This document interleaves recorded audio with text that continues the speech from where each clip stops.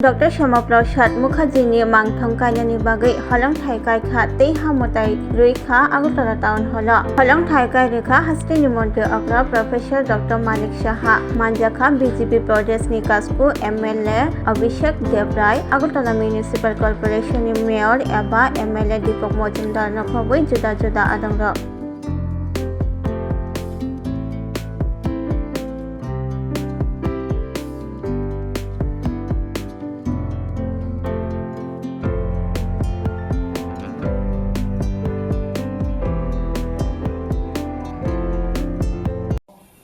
ও আমাদের সংস্কৃতি, দেশের ঐক্য অখণ্ডতা সার্বভৌমত্ব রক্ষার প্রশ্নে ওনার যে আত্মত্যাগ, এটা একটা অবিস্মরণীয় অধ্যায় হিসাবে নেক্সট জেনারেশন টু জেনারেশন এগুলো মনে রাখার খুব প্রয়োজন। এবং আজকে আমরা এখানে সবাই একত্রিত হয়েছি ওনাকে স্মরণ করার জন্যই, কারণ আমরা কিন্তু অনেক সময় ভুলে যাই আমাদের স্মৃতিতে ভুলবার যে প্রবণতা, এটা ফিজিওলজিক্যাল, যাতে আমরা যাতে ভুলে না যায় তার জন্যই আমাদের এই ধরনের, যখন ওনার বলিদান দিবসও আমরা এখানে বসেছিলাম, কথা বলেছি এখানে, আজকে ওনার জন্মদিন উপলক্ষে আমরা এখানে বারবার বলা এবং ওনার সম্পর্কে জানা, তাতে করে আমাদের সমৃদ্ধ হবে, আমাদের জ্ঞানও সমৃদ্ধ হবে এবং আমাদের নেক্সট জেনারেশনের জন্য এটা হাতিয়ার হবে আগে চলার ক্ষেত্রে। মানে ওনার যে অবদান সেই সম্পর্কে মানুষকে জানান দরকার। উনি কি বলেছেন, ভারত আমার মাতৃভূমি, এই মাতৃভূমির জন্য আমি প্রয়োজনে সর্বস্ব উৎসর্গ করতে প্রস্তুত এবং জাতির ঐক্য এবং সার্বভৌমত্বের জন্য আমি প্রাণ দিতেও প্রস্তুত বলেছেন এবং করেও দেখিয়েছেন। আমরা সবাই জানি যে পারমিট লাগবে 370 ধারা, তার বিরুদ্ধে উনি যখন প্রতিবাদ করলেন, আমার পূর্ববর্তী বক্তারা এবং এখানে আমরা যে ভিডিওতে আমরা দেখেছি যে একটা দেশের মধ্যে একটা পতাকা থাকবে, একজন প্রধান থাকবেন। তো এই যে জায়গার মধ্যে উনি এই যে জিনিসটা করেছেন, যে আমরা সবাই এর বিরুদ্ধাচরণ করা উচিত। এবং যখন কাশ্মীরে উনি প্রবেশ করেন, জম্মু এন্ড কাশ্মীরে যখন উনি প্রবেশ করেন, ইচ্ছে করলে ওনাকে প্রবেশ করলে সেখান থেকেই তো ওনা আটকে দিতে পারতো, মানে ভারতবর্ষে ওনাকে আটকে দিতে পারতো, ইচ্ছে করে বলেছেন তুমি যাও ভিতরে। তো এই যে বলা হয়েছে যে ওনাকে ভিতরে যাওয়ার পর অ্যারেস্ট করেছে এবং কি অবস্থায় উনি মারা গেছেন যে সবাই জানা। তো এগুলোর অনেক ঘটনা আছে যেগুলো আজকের দিনে আমাদের সবাই বারবার বলা উচিত, প্রচার প্রসার করা উচিত। এবং উনি বারবার যে আমার পূর্ববর্তী বক্তারা বলেছেন যে এক দেশ মে দো বিধান, দো প্রধান, দো নিশান, নেহি চলেঙ্গে, এটা আমাদের সবসময় বারবার বলা উচিত। এবং সেটা উনি করে দেখেছেন, নিজের জীবন বিসর্জন দিয়ে উনি সেটা করেছেন। উনি এটাও বলেছেন যে বাংলা শুধু একটি ভাষা নয়, বাংলা শুধু একটি ভাষা নয়, এটি একটি সভ্যতার বাহক। এই ভাষায় জ্ঞান না থাকলে বাঙালি জাতির মেরুদণ্ড ভেঙে যাবে। তাই বাংলা মাধ্যমে উচ্চশিক্ষা আমার কাছে ভারতীয় জাতীয় অস্তিত্বের প্রশ্ন। এখানে কিন্তু বাংলার অর্থই না, আমি আজকে সকালে আমি বলেছিলাম, আমি লখনৌতে গিয়েছিলাম, সেখানে একটা সম্বর্ধনা অনুষ্ঠানে, এবং সেখানে বলছে যে উনার যে চিন্তা ভাবনা, যে মাতৃভাষা সেটা যে ভাষাই হোক, সেখানে হিন্দি ভাষায় মেডিকেল কলেজের বই সেখানে তৈরি হয়ে গেছে। মেডিকেল কলেজের বাংলা ভাষায় উচিত, কর্ণাটকে যারা আছেন সে কানাডা ভাষায় হবে। এবং মাননীয় প্রধানমন্ত্রীজি এই বিষয়গুলো কিন্তু আজকাল খুব জোর দিয়েছেন, কারণ নিজের এবং ওনার চিন্তা, ওনাদের মস্তিষ্ক প্রসূত যে চিন্তা ভাবনা, সেটাই কিন্তু আজকে আমরা দেখছি যে এগুলো ইমপ্লিমেন্টেশন হচ্ছে। ওনার রাজনৈতিক দর্শনের যে মূল বিষয় ছিল সেটা হচ্ছে সাংস্কৃতিক জাতীয়বাদ। এবং উনি বারবার বলছেন ভারত শুধু একটি ভূখণ্ড নয়, এটি একটি সভ্যতা, একটি সাংস্কৃতিক উত্তরাধিকার। উনি এটাও বলতেন যে মৃত্যু আমাকে ভয় দেখাতে পারবে না, আমি ভয় পাই শুধু এই ভাবনায় যে হয়তো আমার দেশের জন্য আমি যা করতে চাই বা করতে চেয়েছিলাম তা করার সময় পাবো না, এর জন্য ভয় পেতেন।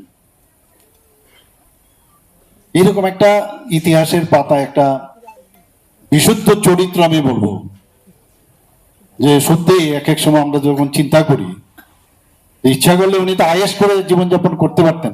এমন একটা ফ্যামিলিতে জন্মগ্রহণ করেছেন, বিদ্বান ব্যক্তি ছিলেন, পড়াশোনার সম্পর্কে আমরা অলরেডি জেনেছি উনার সম্পর্কে, লয়ার ছিলেন, সবসময় পড়াশোনার প্রথম জায়গায় ওনার স্থান ছিল।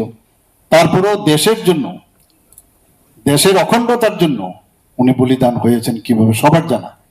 আজকে আমাদের এখানে ওনাকে সম্মান দেওয়ার জন্য শুধু এখানে আমরা যখন ডিসিশন নিলাম, পুরসভার থেকে যখন ফাইল আসলো গত বছর যে এখানে ডক্টর শ্যামাপ্রসাদ মুখার্জির নামে আমরা এই টাউন হল নামাঙ্কিত করব, বাস হই হই লেগে গেল। বিরোধীরা বলতে লাগলো আমরা যখন আসবো এগুলো আমরা ভেঙে দেব, এই নাম আমরা এটা মুছে দেবো, এরকম বলছিল। তো আমার কথা হচ্ছে এখানে কি স্টেলিন আর লেনিনের নাম হবে নাকি টাউন হলে? দেশের জন্য এরকম একজন লিজেন্ড ব্যক্তি, তার নামেই তো হওয়া উচিত। এর আগেও আমরা এখানে নাগেরজলা বাস স্ট্যান্ডে ডক্টর শ্যামাপ্রসাদ মুখার্জির নামে আমরা নামাঙ্কিত করেছি। এর আগেও আমি খোয়াই জেলাতে আমি গিয়েছি, সেখানেও একটা পার্কে ডক্টর শ্যামাপ্রসাদ মুখার্জির ওনার নামে আমরা নামকরণ করেছি। আর আজকে এখানে বললেন যে এখানে একটা প্রতিকৃতি আমরা দেখলাম, প্রায় 13 ফুটের উচ্চতা, একটা ব্রোঞ্জের একটা পূর্ণ বয়া মূর্তি তৈরি করবে। আমরা তো সম্মান দিতে হবে। আমরা এর আগেও আমরা ইভেন আমাদের সরকার আসার পর আপনারা দেখেছেন যারা দেশের এবং রাজ্যের জন্য কাজ করেছে, এই যে আইল্যান্ড একটা আছে, 0 মাইল ফলক যেখানে ছিল কামানচৌনির সাথে, আমাদের সরকার আসার পর আমরা সেখানে বীর বিক্রম কিশোর, মানিক্য বাহাদুরের মূর্তি সেখানে বসিয়েছি। 0 ফাইল যেটা মাটির নিচে চলে গেছে সেটাকে উঠিয়েছি, আমরা ছোটবেলায় দেখেছি। সেটার নাম গোত্রহীন একটা আইল্যান্ড ছিল, সেটাকে আমরা করেছি। আমরা এই রাজ পরিবারেরই এক সদস্য, সারা পৃথিবী যাকে জানে, ভারতবর্ষ তো বটেই, আমাদের এত বড় মিউজিক এবং singer legend S D Barman আমাদের এয়ারপোর্টের থেকে আসতে ওনার নামে একটা পূর্ণবয় মূর্তি আমরা কিন্তু ওখানে প্রতিষ্ঠিত করেছি। আমরা জানি সম্মান কাকে দিতে হয়। আমার নিজের লোক, আমার নিজের ঘরের ব্যক্তি যারা এত কাজ করে গেছে তাদের নাম করবো নাকি বিদেশ থেকে এনে ওদের নাম দেবো আমরা? কাজে ওরা এখনো ওই জায়গায় আছেন, এবং এর পেছনে কি কি কারণ সেগুলো আর বলার অপেক্ষা রাখে না। আমি বলবো যে এইগুলো মানে ওরা এখনো যদি মনে করে যে এইভাবেই চলবে, তাহলে মানুষ তাদের অ্যাকসেপ্ট করবে না। এবং অলরেডি কিন্তু খুঁজে পাওয়া যাচ্ছে না, এখন খুঁজে পাওয়া যাচ্ছে না, মাইক্রোস্কোপ দিয়ে এখন দেখতে হবে ওনাদেরকে। এবং ওদেরকে কোনো অবস্থায় যারা খুন সন্ত্রাস, আপনারা ভাবুন এই কমিউনিস্টদের আদর্শে, সেই বিশ্বাসে এই নকশালপন্থীরা বারবার ওনাদেরকে বলেছে আপনারা আসুন কথা বলুন, কিন্তু ওরা চায় না যে ছত্তিশগড়ের মতো জায়গা এখানে মাইনে ভর্তি। কারণ এখানে এই মাইন যদি সেখান থেকে এক্সট্রাক্ট হয় তাহলে দেশ তো এগিয়ে যাবে। তো তাদেরকে জীবিত রাখা প্রয়োজন। শুধু ছত্তিশগড় না, ঝাড়খণ্ড থেকে আরম্ভ করে, ওয়েস্ট বেঙ্গল থেকে আরম্ভ করে ছত্তিশগড়, ইভেন আপনার মহারাষ্ট্র পর্যন্ত, সেই জায়গায় দাঁড়িয়ে আজকে নকশাল মুক্ত ভারত আমাদের মাননীয় প্রধানমন্ত্রীজির মার্গদর্শনে, আমাদের যশস্বী গৃহমন্ত্রীজির উনার মার্গদর্শনে সেটা সম্ভব হয়েছে যে নকশাল মুক্ত ভারত, সেটা কিন্তু আজকে প্রমাণিত হয়েছে।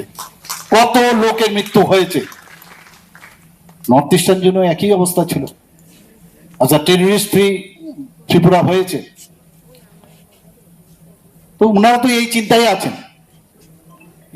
কি বলছেন যখন নিকেশ করলো সমস্ত লোকদের, তখন বলছে এটা ঠিক করা হয়নি। ওনাদের উচিত ছিল ওনাদের সাথে কথা বলার জন্য। ওনাদের সময়ই তো ত্রিপুরাতে টেররিস্ট সৃষ্টি হয়েছিল। আমরা তো সবাইকে নিয়ে জাতি জনজাতি আমরা সবাই মিললে আমরা বারবার যেটা বলছি আমরা একসাথে একসাথে আমরা থাকতে চাই, একসাথে আমরা বসবাস করতে চাই, সবাই শান্তি চায়। আজকে এই কারণে এটা প্রাসঙ্গিক ডক্টর শ্যামাপ্রসাদ মুখার্জির যে চিন্তা ভাবনা, যে দেশ এর অখণ্ডতার জন্য সবাই যদি আমরা কাজ করি তবেই একটা জায়গায় আমরা আসতে পারবো। আজকে এখানে কাশ্মীর নীতি এবং 370 বিলুপের কথা যদি বলি, যার জন্য উনি প্রাণ বলিদান হয়েছেন, সেই জায়গায় আজকে এসে মাননীয় প্রধানমন্ত্রীজি 2019 5ই আগস্ট উনি যেটা চেয়েছেন যে 370 ধারা এবং 35A বিলোপ করা, এবং উনি এক জায়গায় বলেছেন আমি মৃত্যুকে ভয় পাই না, কিন্তু ভয় পাই আমি এই কারণে যে আমি দেখে যেতে পারবো না। কিন্তু উপর থেকে উনি দেখছেন যে মাননীয় প্রধানমন্ত্রীজির নেতৃত্বে আজকে অনেক কথা আছে যে 370 ধারা 35A যদি বিলোপ হয় তাহলে দেশের মধ্যে রাইট হয়ে যাবে, কত কিছু কথা। ইভেন 3 তালাকের সময় একই কথা হয়েছিল, যাদের যেভাবে নির্যাতন করছিল তাদেরকে পরিত্রাণ দাতা সেটা হচ্ছে আমাদের মাননীয় প্রধানমন্ত্রী শ্রী নরেন্দ্র মোদীজি।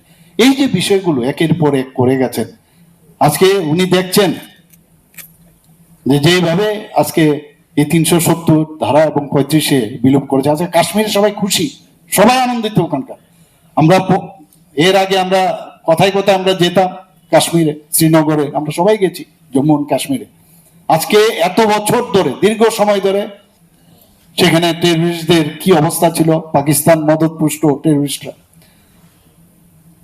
এবং আজকের তারিখে যেভাবে দেশ শক্তিশালী হয়েছে সেটাই ওনার স্বপ্ন ছিল যে দেশ আগে শক্তিশালী হতে হবে। আজকে এখানে দেশের নিজেদের আজকে এখানে অস্ত্র তৈরি হচ্ছে ইন্ডিজেনাস। আজকে এখানে এয়ারক্রাফটের হেলিকপ্টার থেকে আরম্ভ করে মাননীয় প্রধানমন্ত্রীজি কিছুদিন আগে বলেছেন যে আমাদের আত্মনির্ভর হতে হবে। আত্মনির্ভর এই যে চিন্তা ভাবনা কার ছিল? সেটা ডক্টর শ্যামাপ্রসাদ মুখার্জির সেটা ছিল, এবং সেই কাজটা আজকে ভারতবর্ষে হচ্ছে। আজকে আমরা সুরক্ষিত। আমরা অপারেশন সিন্দুর থেকে আরম্ভ করে এয়ার স্ট্রাইক, সার্জিক্যাল স্ট্রাইক, একের পরে যে শক্তিশালী হতে হবে। কারণ উনি কি বলেছিলেন যে প্রথমে প্রতিবাদ, প্রতিরোধ, আর যদি কাজ না হয় তাহলে প্রতিশোধ, এবং সেই কাজটাই মাননীয় প্রধানমন্ত্রীজি সেই কাজটা করছেন।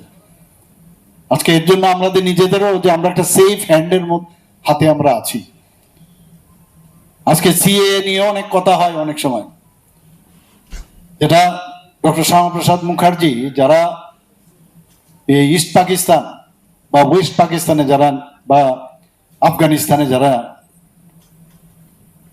যাদের অবস্থা খুবই সঙ্গীন, আমরা সবাই জানি যে সেখানে কিভাবে নিপীড়ন হয়, তাদেরকে এই যে সিএআই যে বিষয়টা সেটা কিন্তু ওনারই মস্তিষ্ক প্রসূত যে, এবং এই কারণেই কিন্তু উনি পদের কথা চিন্তা না করে উনি সাথে সাথে কিন্তু রেজিগনেশন দিয়ে দিয়েছেন মিনিস্ট্রি থেকে।